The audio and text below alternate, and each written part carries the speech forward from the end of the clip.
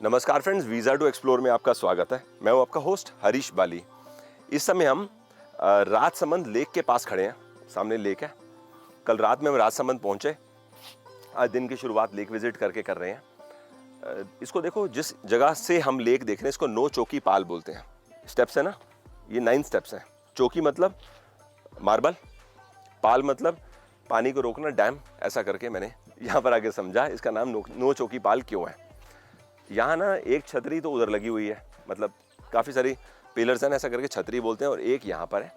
सामने एक खूबसूरत सी लेक है, अच्छा लग रहा है। इस समय सुबह के समय तो यहाँ कोई भी नहीं है। Nice view. आओ पास चलते हैं। वाह, बड़ी मछलियाँ हैं यहाँ तो। मैंने ऊपर देखा था किसी को ना, वो मच्छी को दाना डालने के लिए आटे कैसे लोई से बना रहे थे। एक काम करता हूँ, मैं लेके आता हूँ और थोड़ा सा हम भी मच्छी को फीडिंग कर देते हैं।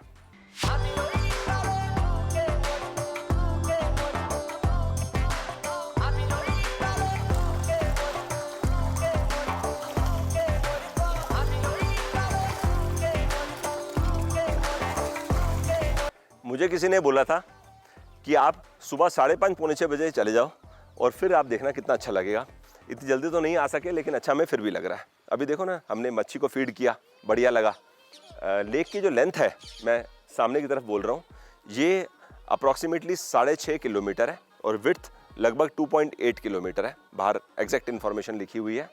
16.5 मीटर इस लेक की मैक्सिमम डेप्थ है। 1664 में महाराणा राज सिंह जी ने इसका निर्माण किया था। सही है। यहाँ पर देखिए, शाम का समय हो और आप थोड़ा रिलैक्स महसूस करना चाहते हो तो स्टेप्स में कहीं भी बैठ जाओ तो बहुत अच्छा लगेगा। अभी हाल में यहाँ पर बोटिंग फैसिलिटी भी स्टार्ट हुई है। अभी ऊपर खड़े होकर मैं देख रहा था, सामने मेरे को बोटिंग दिखाई दे रही थी। राजसमंद डिस्ट्रिक्ट के बारे में आपको एक इंटरेस्टिंग फैक्ट बताता हूँ।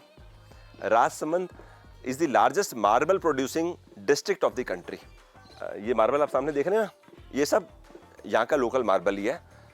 मकराना भी बहुत फेमस है, लेकिन मुझे किसी ने बताया कि आज की तारीख में यहाँ जो मार्बल की खान से मार्बल निकल रहा है वो बहुत ज़्यादा है। इस वजह से इसको लोग बोलते हैं कि largest marble producing district of the country.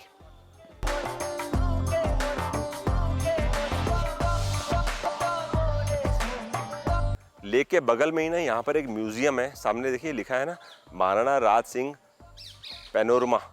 तो अंदर महाराणा राज सिंह और बाकी जो मेवाड़ के महाराणा रहे हैं उनके बारे में यहाँ पर हिस्ट्री भी है और उनकी बहुत सारे स्टैचूज भी हैं, उनके और उनके परिवार के। म्यूजियम के अंदर sea plane heavy iron chain display पे है। इंफॉर्मेशन यहाँ पे लिखी हुई है, नीचे आप पढ़ लीजिए। The historic Rajsamudra anchors were used to stop the plane through these channels. Last night during the British era sea planes used to land in the Rajsamudra lake before the country's independence. Fuel आया करता था। और ऐसा मुझे किसी ने बताया कि एक चेन तो यहाँ पर आप देख रहे हो और बाकी 2 चेन और हैं जो लेक के अंदर है। चलिए अब हम यहाँ से कामली घाट को निकल रहे हैं। कामली घाट पहुँचने में हमें लगभग 1.5 घंटे का टाइम लग जाएगा और फिर वहाँ से हम गोरम घाट ट्रेन पकड़ कर जाएंगे। आइए।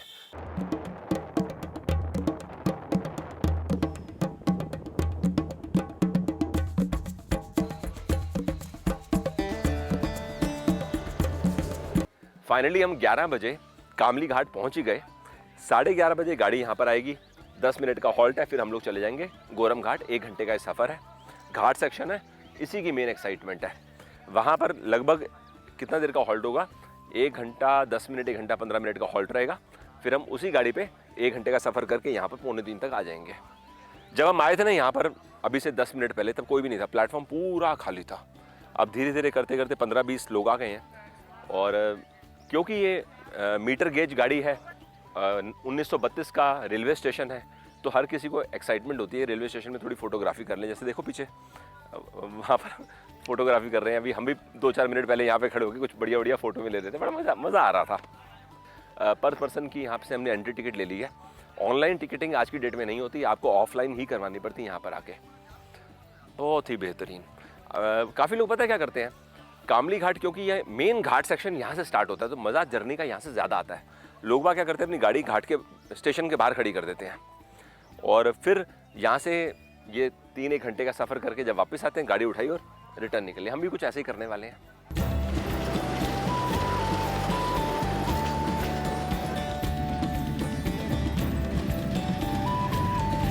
गाड़ी पहुंच गई प्लेटफॉर्म पे। टोटल कितने कोच हैं इस गाड़ी में? 7। तो हम क्या करेंगे ना, या तो आगे बैठते या पीछे बैठो, ये बेस्ट चॉइस है। तो हम लोग पीछे बैठेंगे। पीछे बैठने से कैसा है, कोई घाट सेक्शन में गाड़ी मुड़ रही होगी ना तो अच्छा लगेगा। और वहाँ चलते हैं।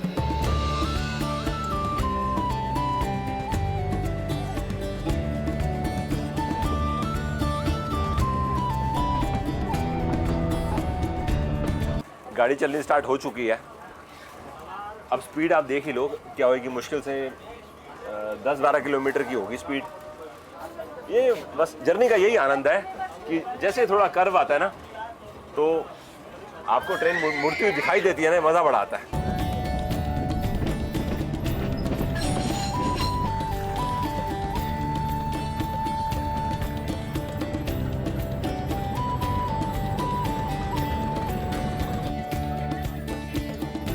लो जी, गोरम घाट पहुंच गए। यहाँ पर गाड़ी का सिर्फ 1 मिनट का हॉल्ट था। अब हम उतर गए हैं। आओ जी, कितने सारे लंगूर हैं यहाँ पे स्टेशन पे। कामली घाट का रेलवे स्टेशन बड़ा वेल मेंटेन्ड जैसा था, ये एकदम रॉ है। देखो गोरम घाट में जितने लोग उतरे थे ना, पिछले 5-7 मिनट के अंदर सब लोग यहाँ से चले गए हैं। अब हम ही हैं, प्लेटफॉर्म देखो पूरा खाली हो गया। और सब लोग यहाँ पर वाटरफॉल विजिट करने के हिसाब से ही आते हैं, क्योंकि अभी हमारे पास 1 घंटे का ही टाइम है, 1 घंटे से भी कम, 50-55 मिनट का। यहाँ से जाएंगे वाटरफॉल विजिट करने।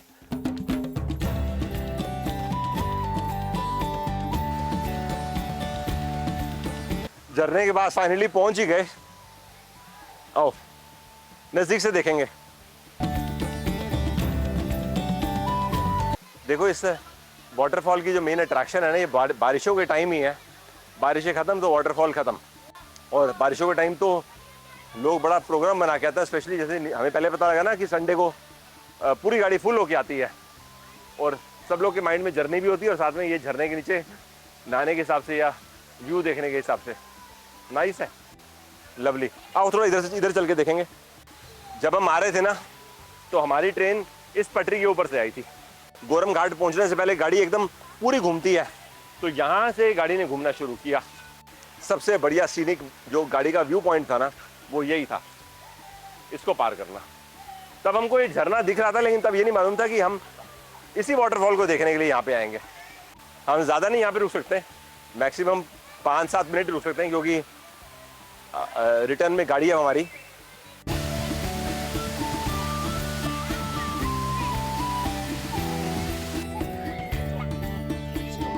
दो बजे हम ऊपर पहुंचे। मैं मन में सोच रहा था कि अगर हमारी गाड़ी मिस हो गई ना तो वापस कैसे जाएंगे, क्योंकि हमारी जो गाड़ी है जो हम लेके चल रहे हैं वो खड़ी हुई है कामली घाट में। एनीवेज, अब ये सब लोग इंतज़ार कर रहे हैं गोरम घाट रेलवे स्टेशन में कि 2 बजे गाड़ी आए और हम यहाँ से चलें। अब 1 घंटे का सफ़र करना है और हम वापस कामली घाट पहुँच जाएंगे। सही है। अब आगे का प्लान ये है, कामली घाट उतरने के बाद हम लोग चारभुजा जाएंगे। चारभुजा टेम्पल के बाद हम रणकपुर जाके आज का नाइट स्टे करेंगे। ऐसा हमने second half of the day plan किया हुआ है। लंच कहाँ करेंगे उसके बारे में नहीं सोचा, भूख लग रही है। क्योंकि जब मैं कामली घाट आया था मैंने देखा था वहाँ खाने की कोई व्यवस्था नहीं है, कोई रेस्टोरेंट या कोई ईटरी नहीं है। चलो कामली घाट पहुँच के पता लगा लेंगे।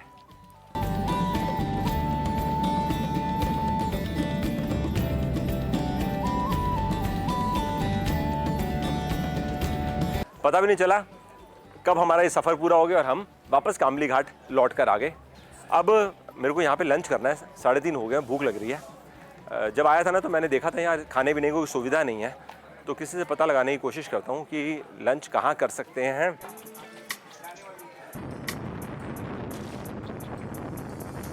कामली घाट से हमने लगभग 3 किलोमीटर का सफ़र किया और लंच करने आ गए हम पिट स्टॉप रेस्टो कैफ़े। आइए यहीं पे हम लंच करेंगे।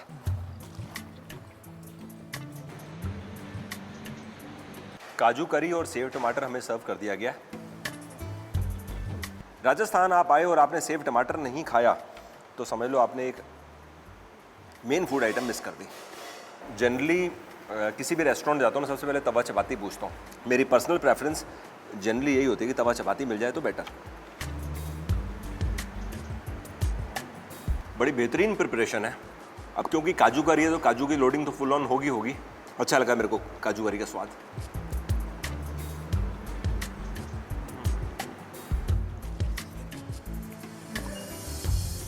मैंने अपने यंग एज में जो बाइक चलाई है ना वो यामा RX 100 चलाई है। एनफील्ड बीच बीच में कभी चला लेता था किसी फ्रेंड की, खुद मैंने कभी एनफील्ड को मेंटेन नहीं किया।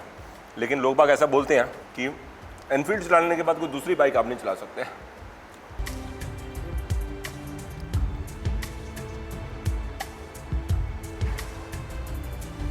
सेव टमाटर आप जहाँ पर भी खा लो आप डिसअपॉइंट नहीं होगे, चाहे इधर खा लो उदयपुर साइड में या जोधपुर साइड, जैसलमेर साइड, सब लोग अच्छी बनाते हैं। ऐसी बात होगी जैसे पंजाब में ट्रैवल कर रहे हो दाल मखनी खा लो तो आप डिसअपॉइंट हो ही नहीं सकते, क्योंकि सबका हाथ सेट है दाल मखनी पे।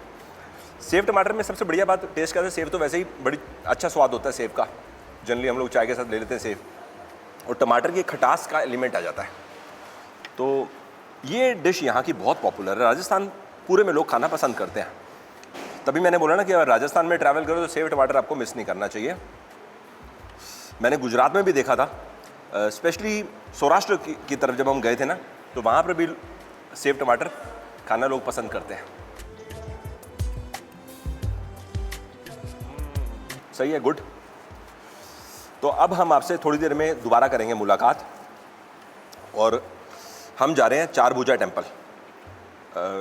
हमारे गाड़ी के ड्राइवर ने बताया मस्त हाईवे है, आराम से आप 1-1.25 घंटे में पहुंच जाओगे, मतलब हम पहुंच जाएंगे।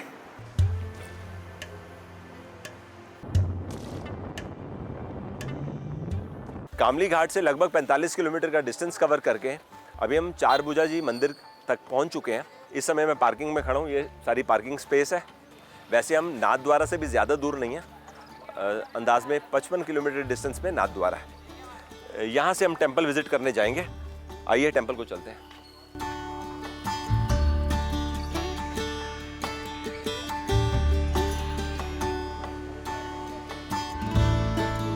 चार भुजा मंदिर के अंदर जाकर अभी हमने भगवान श्री कृष्ण के चार भुजा रूप में दर्शन करें। ये बहुत प्राचीन स्थान है। हमारे साथ इस समय पुजारी जी हैं, आप हमें इस स्थान के महत्व के बारे में कुछ जानकारी दे दीजिए। ठीक है, बोले चार भुजा नाथ की जय। जिस टाइम भगवान कृष्ण का जन्म हुआ था कालकोटरी मथुरा में, तो देवकी और वसुदेव मूर्छित हो गए कंस के डर से कि मेरे बेटे को कंस मार डालेगा। तो भगवान ने पालने में से चतुर्भुज रूप का दर्शन दिया देवकी और वसुदेव को, और उनकी मूर्छा तोड़ाई।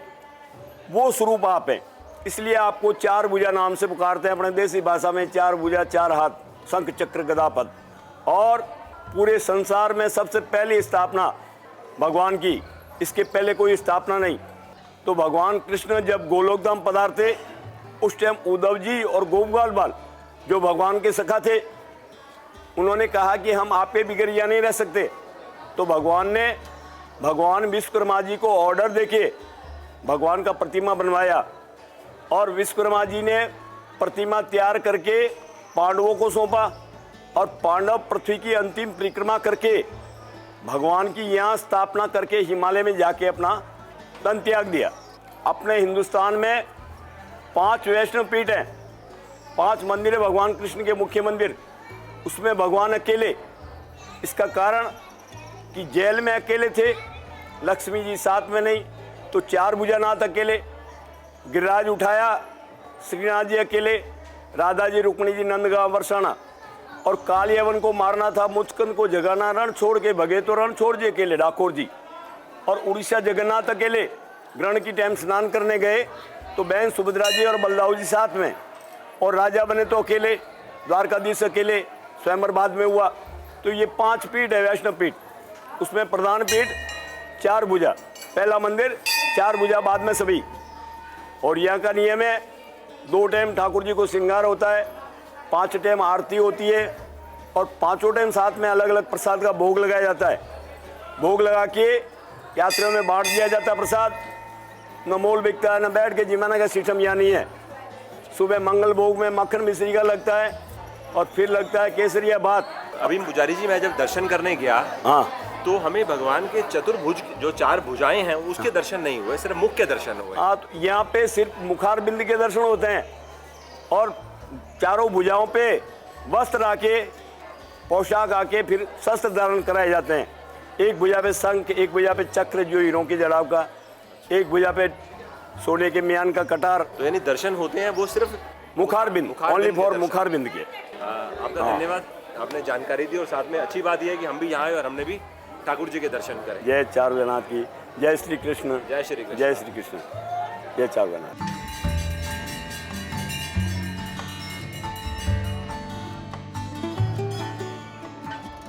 इस समय रात के 9:30 बजे का टाइम है। हम अभी ही रणकपुर पहुंचे हैं। यहाँ पे रहने के लिए हमने एकोमोडेशन लिया रणकपुर हिल रिजॉर्ट में। अभी हाल में इन्होंने प्रॉपर्टी की रेनोवेशन किया है, तो मैंने आते सारी पूछा, मैंने बोला आपने नया बनाया? कहते हैं होटल पुराना है लेकिन रेनोवेशन अभी हुई है। वैसे यहाँ पे टैरिफ 2500 रुपीज़ रहता है, लेकिन अभी ये लोग 500 रुपीज़ डिस्काउंट दे रहे हैं, तो हमको टैरिफ यहाँ पे 2000 रुपीज़ डबल ऑक्यूपेंसी में पड़ा है। रूम बड़ा है, स्पेशियस है। चलो अब आज हम दिन यहीं पे एंड कर रहे हैं। कल हम दिन थोड़ा लेट शुरू करेंगे क्योंकि जब जैन टेम्पल ओपन होगा तो वहीं से हम दिन की कल शुरुआत करेंगे। तो एग्जैक्ट टाइमिंग्स मैं पता लगा लूँगा कि कितने बजे टेम्पल ओपन होता है। और अभी आपको यहीं पे बाय बाय कर रहे हैं, राइट। आज का छोटा सा एपिसोड बताइए आपको कैसा लगा। मैं अपने आप को आज थोड़ा टायर्ड सा महसूस कर रहा हूँ क्योंकि सुबह हमेशा की तरह दिन जल्दी शुरुआत होती है, डे एंड करते करते लंबा लेट हो जाता है। बट एनीवेज आज थोड़ा अच्छे से सो लेंगे तो फ्रेश हो जाएंगे कल सुबह, right. Bye bye, thanks for your time.